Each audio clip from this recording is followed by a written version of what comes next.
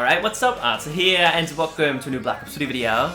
Now, of course, in this video, we're going to take a look at the HG40. I'm going to give you a pretty solid setup for this weapon. But first off, little heads up, don't worry. This gun isn't nearly as good as its counterpart, which is, of course, the MP40 from Call of Duty World at War, or Call of Duty 3, Call of Duty 2, Call of Duty 1, you name it. It's been in a lot of Call of Duty titles. It isn't that great. I would personally place it right on the Kuda, the VMP, and of course also the Weevil. Maybe even the Pharaoh as well, I'm not too sure about that. Personally, I prefer this one over the Pharaoh, but I'm not too sure if it's better than that one. And with that being said, of course, as always, first we're going to take a look at the attachments, and then the perks, and then finally the square streak setup. So with that being said, let's get right to it. Now for starters, we of course have the Quick Draw Grip. Now, the Quick Draw Grip is an attachment that I use far too often. It simply allows you to zoom in a little bit faster, making this weapon, of course, a bit more deadly at close range, simply because you can snap on target a little bit faster.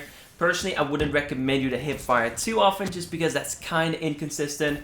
Now, of course, since this is a submachine gun, the hip fire accuracy isn't too bad. I'm just saying, I personally prefer to aim down the sights, so Quick Draw is the way to go for me. But of course, if you want to spray and pray, then simply switch this one for the laser sights. Next up, we also have the grip. Now, this weapon actually isn't too bad at medium range, which is why I decided to equip the grip as well. Simply because the grip reduces your recoil by a little bit. I'm not too sure about how much. Actually, this year I have been binge watching drifters videos. I haven't really watched any in-depth videos.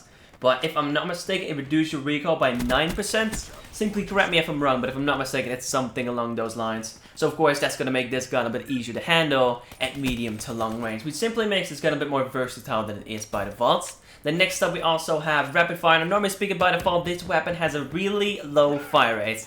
Honestly, it's simply not good enough to compete with other SMGs. In fact, it's not good enough to compete with other assault rifles. So rapid fire is a must. It's simply going to increase your fire rate by a little bit, making this one a little bit more deadly at close to medium range, not necessarily at long range, because of course it also increases your recoil by a little bit, so keep that in mind. And then finally, we have the long barrel. Now, normally speaking, I don't use the long barrel. In this case, I don't use it for the simple fact that it increases your range, making this weapon a bit more viable at medium range. However, in this case, with the long barrel, just because it changes the iron sights. I'm not a huge fan of the default iron sights of the HG40, and honestly, these iron sights are a lot better. I'm not too sure what to compare them to. Personally, they kind of remind me of the BAL 27 from Advanced Warfare, and also the Honey Badger from Call of Duty Ghosts, but simply correct me if I'm wrong. They do seem familiar though, and of course, they're a heck of a lot easier to use. Anyway, so next up, in terms of my perks, we only have two. For starters, we have Hardwired, which is my go-to perk in Black Ops 3. This one is really useful. For starters, it makes sure that you're immune to counter UAVs, power cores, EMP grenades, and also smoke screens.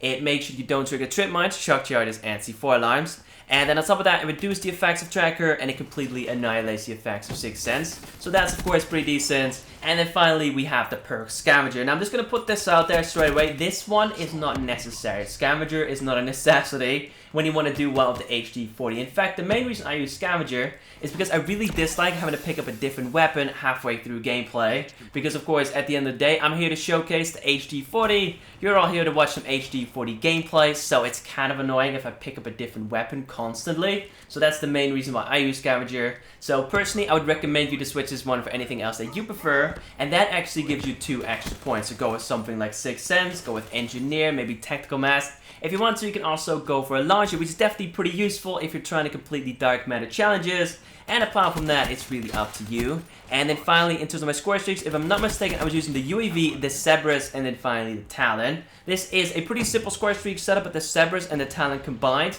are actually really deadly. The Talon is pretty much a lifesaver, honestly. The amount of times this score streak has saved my ass is insane. And the Cerberus stays on the map for absolutely ages. It's not too deadly, definitely not as powerful as the Talon, but over time, it'll get you a ton of kills. Anyway, with that being said, if you've got a pretty solid HG40 setup, then definitely be sure to share that one in the comments for others to try out. Also, if you enjoyed this video, some support, a like rating would be very much appreciated. If not, that's cool. If you want to, you can also follow me on Twitter, or Facebook, or Instagram. You can find all those links in the description. And apart from that, thank you all so much for watching. Thank you for the continued support. And I will catch you in the next one. Take it easy.